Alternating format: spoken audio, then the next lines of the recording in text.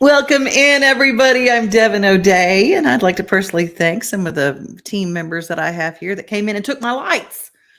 Y'all, we were all in the dark, so I apologize. I'm a little late today, but we're here. And thank you to Tommy. Tommy Bryan saved the day. He said, "Here's our answer." So I will not even tell you how we made this happen today, but it is smoke and mirrors, and that's what we do sometimes.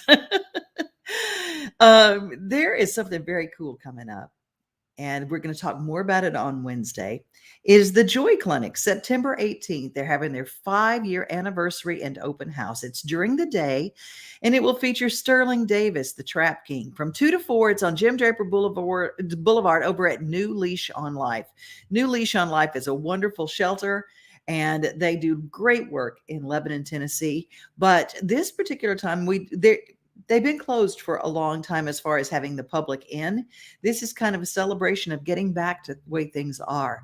New Leash on Life and the Joy Clinic feature low-cost spays and neuters and vaccinations for anything from community cats to just people who need a little extra help. And they don't ask any questions, but that's why I love being a part of what they do all the time. And we celebrate what they do. September 18th, save the date, 2 o'clock to 4 o'clock. I will be there. There's some other wonderful shelters that are coming up, and we've got a new segment called Shelter Shout Out. We'll be visiting with them and sharing them on our Wednesday shows for Wagon Tails Wednesday. Who's joining us today? Good morning to Leslie. I hope that everyone's going to have a happy week as well, Leslie. Well, it is recovery month, and it is time for us to check in with some of our our recovery community in Nashville. Middle Tennessee is just incredible. And we're going to meet Brianna from a place called Mirror Lake. And hi, how are you, Brianna? I'm doing so well. Thank you so much for having me, Devin. Oh, I'm so glad that you're here. Can you explain why the recovery community is so strong in Middle Tennessee? What is it? How does that begin? I don't know. And I moved here probably, let me think, 4 or 5 years ago. Mhm. And I was pleasantly surprised. I had no idea that the not only recovery, but the substance abuse treatment and mental health, industry here was so big. There were so many incredible resources. Uh, Mhm. Moved from a place, I lived in South Florida, and it was very similar there. I got hooked into Mhm. a really incredible recovery community there. And it was such a nice transition here to kind of fall into the same welcoming environment. Well, let's talk about Mirror Lake. First of all, I absolutely love the name. Do you know the genesis of Mirror Lake? The only thing I can think of is that we do have a lake on our campus, and it is. I wish I could show you a picture. It's an incredibly. Our facility is situated on an old Girl Scout camp. It was back in the 1980s. It was, and our address is Wow. still on Girl Scout Road. Yeah, it's a really incredible campus. It's hard to describe. We really love to have people come out for tours. But there is a small lake situated in the middle, and Oh, our facility is kind of built around it. I absolutely love it. Now, where are you located? Mirror Lake is in Burns, Tennessee. So we're in Dixon Oh, County, about 40 minutes west of downtown Nashville. that's incredible. That's such a beautiful area. I know now when you say the Girl Scout camp, I know exactly where you're talking about. This is a You? beautiful property. Yes. And what is your website for people that are looking for it as we talk? I believe it's mirrorlakerecovery.com. Okay, mirrorlakerecovery.com. Now, when people start to call you and they get in touch with you, what's the biggest drawback to people picking up the phone and starting recovery? The biggest barrier, you mean, to someone actually Mhm. picking up the phone? Yeah. Um, I don't know. And that's one of the reasons why I love working in this field, is because we tend to catch people when they're right at that moment of Yeah. willingness. Like something has clicked in them that they're going to pick up that phone. And the most important thing is that Mhm. somebody answers, because we don't know how long that window is going to be open. Um, I think fear is what keeps a lot of people from picking up the phone. The fear of the detox process. When we become physically addicted to substances, it's not comfortable to come off of that. And Mirror Lake has its own Mhm. medical detox unit where we keep people as comfortable as possible. I'm so glad you brought that up because this is the deal. People have this idea that you can just pull up at any recovery and just drop somebody off. Yep. And that's not how it works because if you do that, then you've also got people that you've got to understand that especially alcohol. We don't realize how important it is to a medical detox of alcohol. And to have that on campus is very, very, very important. Um, so having that medical detox, they can come in, they call, do they make a reservation to bring someone? Yeah, and you're right, especially alcohol. There are certain substances where it is very, very unsafe to detox yourself Mm-hmm. at home, to go cold turkey, as we say. And we are. Our medical building is just like you would see at a regular hospital. There are some health concerns. We talk to, before anybody comes to Mirror Lake, we talk on the phone and we talk about things like medical safety and clinical appropriateness. Make sure Oh, that you are safe to spend 30 days with us. We have the medical capabilities to detox someone off alcohol, benzos, opiates, with medication, 24-hour supervision by providers.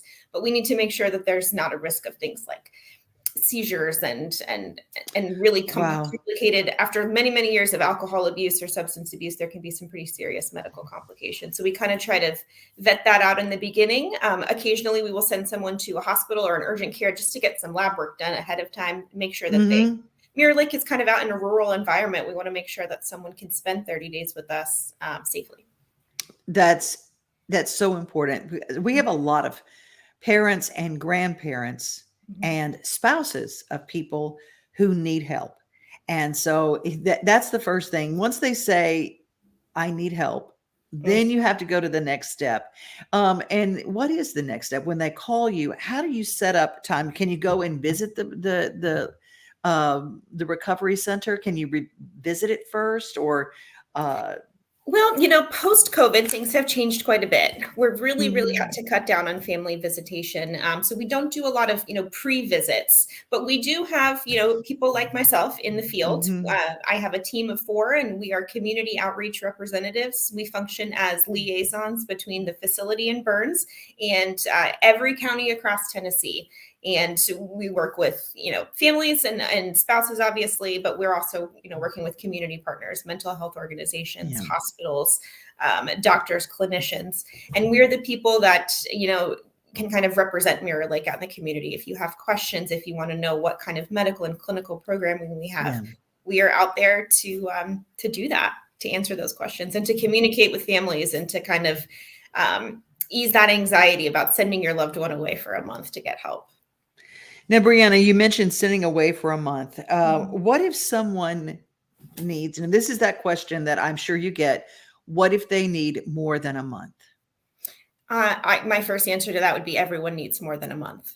Um, Okay, 30 good. day 30 days in treatment is by no means curative. And I work for a 30-day treatment center, and I will tell you that 30 Hmm. days in treatment, I look at it as kind of a crisis stabilization thing center. You're coming in, you're getting medically detoxed, you're being introduced to what recovery is, you're getting a little bit of education, getting your brain chemistry kind of stabilized. And while during that 30 days, we're starting to talk about your aftercare plan. When all of our patients have been with us for about 2 weeks, we start looking at what's your housing situation like? What's your follow-up plan going to be? Are we going to be needing to see psychiatrists? Are you going to see an individual therapist? What kind of group support networks are you going to fall into? Sober living. Are you going to go back home? And if you go back home, Right. who's going to handle the kids while you go to your meetings and your doctor's appointments? Really, really Ah, thoroughly figuring out what happens after that 30 days, because, we're it's an incredible I think treatment is incredibly necessary, but it is hmm. certainly only the beginning. I love that you said that, because we have several different recovery groups that we feature on this show, but I know that several in particular do not have a medical detox. Mhm. So you would be like a first stop, and then continuing care would go to another place, and you can recommend and work on their aftercare program. Yeah. This is an important conversation to have, because um, if you are a loved one of someone who has substance issues, you really don't know what to do, and you feel very helpless, you feel very hopeless. Mhm. Can you recommend help for the families and the loved ones of people who are in recovery, how they can support them when they get out? Yeah, absolutely. I think that it's really important, for family members to be involved in the treatment process, Mhm. and hopefully at every facility. And I know that at Mirror Lake, we try really hard to involve. We're not doing family sessions on campus right now, just Mhm. pandemic, but communicating with the family and working on things like codependency or enabling and referring our family members that out for help. There are peer support groups like Al-Anon, or there may be, clinical providers that work with, family members and spouses of substance addicted folks. A population that's really special to us at Mirror Lake is parents and families struggling with substance abuse. We work with women all the way up until their third trimester of pregnancy that are addicted to substances. We have a really, really strong family systems clinical program at Mirror Lake, where we talk about how addiction affects the entire family. We have a lot of people that come through that are at risk of or already involved in DCS. We're working towards reunification, or at least, some kind of healthy relationship with a substance addicted parent. And we talk about things like, oh my gosh, parenting and recovery, anger management, responsible financing once you get sober and get out and you're wow. Yeah, we have a lot of staff at Mirror Lake that are, one, in long-term recovery, and two, that are parents, and myself included. And it's a population that we do really well with, and that it's a special place in our hearts, if that makes any sense. It does make sense. And I wanted to ask you, Brianna, how did you get involved with the recovery community? How did this, because I always say that people who work in recovery, it's a calling. It's not a job, it is a calling. What drew you to this? I think that's true for anyone that's working in behavioral health. Yeah. It is not easy to kind of interact with people when they are at the lowest point of their lives all day, every day. It has to be a vocation, I think. And it is for me as well. I struggled with my whole family was affected by mental health, not so much by substance abuse. But then in my late adolescence, early adulthood is when I started kind of self-medicating and getting into trouble. And I found recovery fairly young, and I've started working in treatment shortly after that. And I've been working in or around a treatment facility for the last 10 years.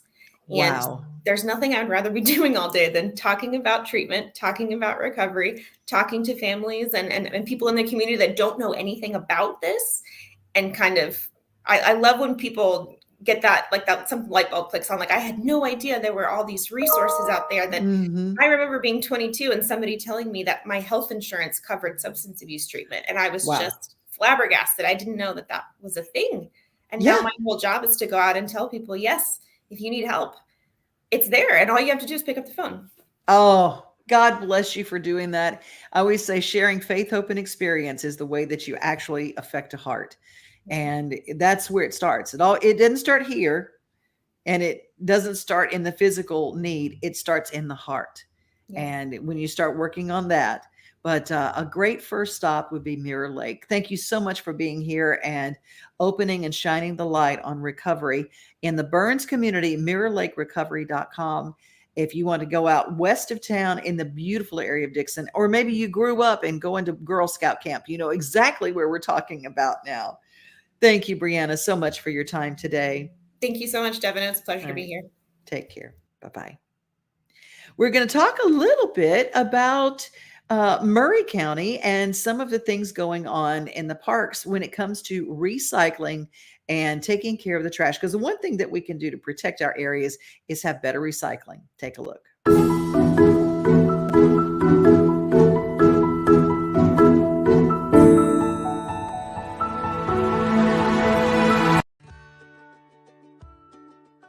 Hi, it's Dakota Mercer again with more trash and recycling tips for the new automated truck. The right placement of your waste management trash and recycling carts is important. Place both trash and recycling with wheels facing the curb. Also, place the two carts 3 feet apart and 3 feet away from cars, mailboxes, and trees. This is so the truck's automatic arm has space to lift an empty cart safely. Finally, keep a good distance away from the truck. Kids love watching these amazing automated trucks. Just make sure they do it from a healthy distance. I hope you like your new services.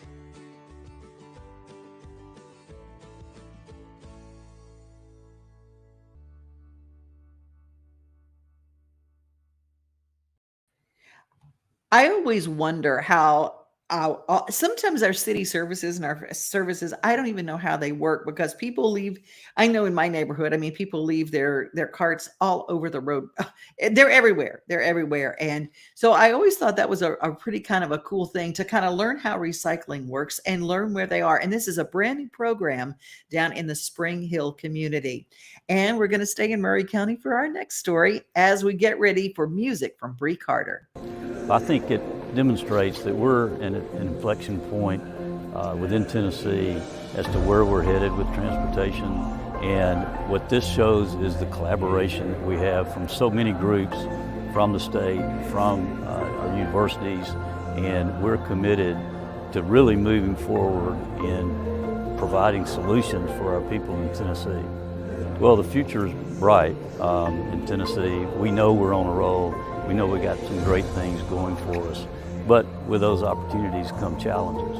And so we're going to have to continue to work hard and make sure that Tennesseans can deal with mobility, can deal with being able to get to their jobs and be able to get to their family events.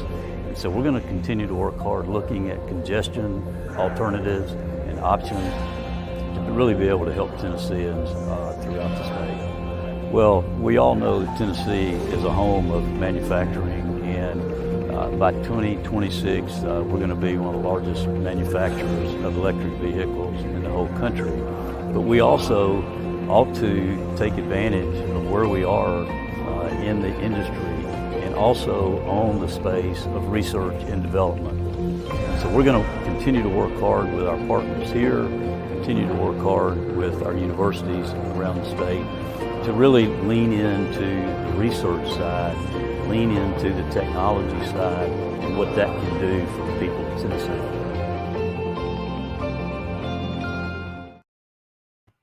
I had no idea, as far as industry, how many in Murray County and Rutherford County, both at the Nissan plant, the GM plant, we have got a lot of electric vehicles, electric batteries. That is a big industry for our state. So I thought I would share a little bit of that story. You know, we are, by next year, we will be the #1 provider or creator of some of the electric batteries that are in cars. Isn't that crazy? I love it finding out about the industry that has come to us. And I also love finding out about new music. We're going to meet Brei Carter. She's standing by. I'm just going to give you a little taste of her music. Brand new country, not that same old country. A little bluegrass, honky tonk mixed with a city walk. Brand new country, got that brand new country, not that same old country. Brand new country. I mean, that gets in there. And I love me some groove. And Brei Carter brings us the groove to country. How are you, my friend? I am fabulous, Evan. Thank you so much for having me. You made your debut at CMA Music Fest this year, didn't you? Yes, ma'am. Oh my goodness. It was such an honor. I was just so excited just to be there, just on the other side, you know, before I'd attended as a fan and what have you, but to actually be there as an artist, I mean, a dream come true. Where are you from, Brei? Louisiana originally. No, me too. No way. Yes. Monroe. Monroe. Me too. Are you serious? I'm not even joking with you. Yes, Oh. Monroe. So do you know where Sterlington is? I do. So I say Monroe, but it's actually Sterlington. I lived in North Monroe. I got baptized in North Monroe Baptist Church, which is Sterlington, Bastrop. You know, you just keep on going. I always say we're as close to Arkansas as we are Louisiana. So, I mean, Yeah. So there's a lot of country music in that area. Yes, ma'am. What a surprise, though. Honestly, from the same place. I know, is that crazy? And like Tony and people. And now, if you want to know about groove, Tony Joe White is from there. Andy Griggs is from there, and Michael Rhodes, the bass player, is from there. There's a lot of influence on our groove side of country from that area. So, Brei, you're just part of it. Oh my goodness. Look, you just made my day just telling me and sharing this with me. Well, when did you get introduced to Nashville? How did that come about? Well, unfortunately, back, I think it was about 2014, my biological father, he passed away, and I'd always loved music and wanted to do it. And at that point in time, it just really hit home that just realizing tomorrow's not promised to any of us. Whatever your dreams are, you better live them to the fullest and go for it while you have a chance. And music had always called me, but I didn't answer the call. And finally, probably around 2017, I decided to make the trek to Nashville, and I've been here Wow. ever since. Oh, that is incredible. That is incredible. I love hearing that. Now, tell me when you started working on your sound, because your sound is very much, it is that thing that gets people dancing. Always, and people go, "Oh, well, that's a different kind of country, and that's a new kind of." It's new, but yet, if you look back at Exile, the group Exile, and people like that, there's always been a group. Conway Twitty brought us a lot of groove country. Yes. You Um, know. I think it's just been in my soul and just kind of just letting it out, being who I am. I love Shania Twain, Reba, Dolly, Loretta, all of the greats. I grew up listening to all of them. But it's kind of good to be Brei Carter. I want to be Brei Carter. I don't want to be the next person. So I just have to be true to myself and, and bring the sound that's there within me. Oh, that is fantastic. Well, tell me what we can look for currently. OMG. My album, Brand New Country, it's actually comes out on this coming Friday, the 16th. You can get it on all the platforms. It's going to be out there, Apple, iTunes, Amazon, Spotify, across every board. It's going to be on all the platforms. And the single that's going to be featured on there is called Stronger Than That. And what that song is about is pretty much letting everyone know that no matter what things that we've been through or we're going through, that we're so much stronger than the obstacles and the situations and the circumstances that we face, daily, honestly.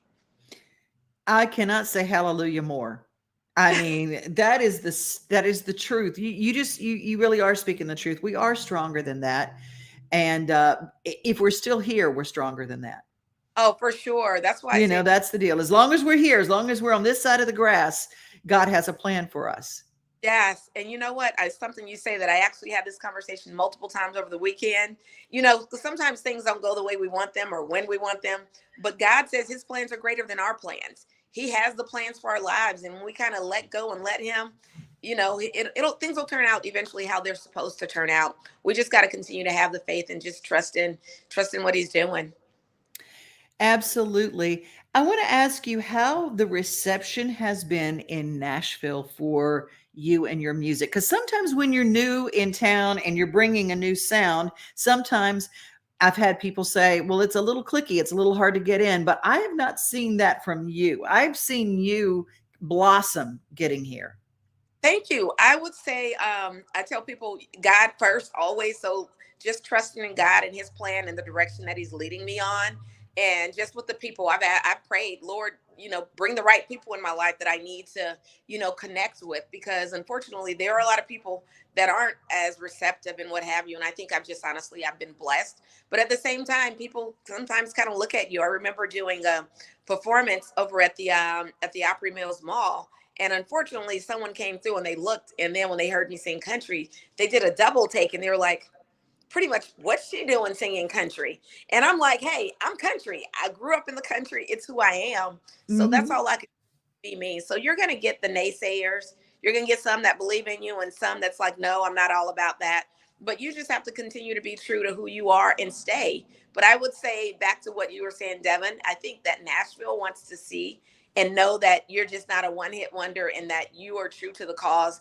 And this is a true calling that you have. And you're just not someone that's just trying to do something, because country music fans are diehard fans and they will stick Mhm. with you to actually get them on board. So that I do know.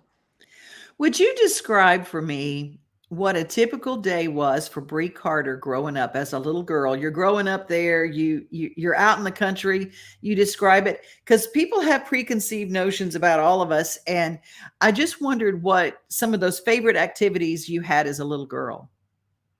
Growing up down south in Louisiana, we always had a garden. So we'd always be out there. My grandfather was a sharecropper. So we'd be, tilling the ground, the grass, and doing what we needed to do, because we actually ate the things from our gardens, like cucumbers, tomatoes, radishes, cabbage, um, Mm. so many peppers, a lot of different things that we grew and that we ate off the land. So in addition to that, every Sunday we go to church. We'd start Sunday school probably at 8 to 9 a.m. And you'd probably be there until 2 or 3 that afternoon, going straight through the regular service. I'd be outside, climbing a tree. My grandma had a huge tree in her front yard. It was a some people call it a mimosa tree, but it's really Yeah. it's a formosa tree. I used to climb the mimosa tree growing up, sitting in there, and it was just amazing. And then picking muscadines, doing all of that. Oh my gosh, yes. We used to be on the back of my grandfather's truck, me and my cousins, my aunts, and what have you. And we used to drive down the road and get out and go pick blackberries, doing a whole lot of that. Sitting outside, playing in the dirt, in the grass. Because you growing up down south, you were not going to be inside in adults in the, as they say, grown folks business. You're going to be outside playing and being a kid. So, just playing softball and doing a lot of those things, and jump rope and playing jacks, and just doing things that kids love to do. And I actually dabbled in sewing a little bit, making my own homemade bags and purses and stuff growing up. So Really? yes, ma'am. I love that. Man, you just made me so homesick because we lived off the garden too. And I said we could always tell when it was purple hull pea season because we all had purple thumbs. Oh my goodness. Can I tell you a story, Devin? Yeah, yeah. I'm to get bushels of purple whole peas, and especially summer, she'd go off to work. By the time she came home, we better have those bushels of purple whole peas shelled. Now today, I know they got a pea sheller and all of that, but I didn't grow up with a pea sheller. These are my pea shellers. I know. Yes, yes.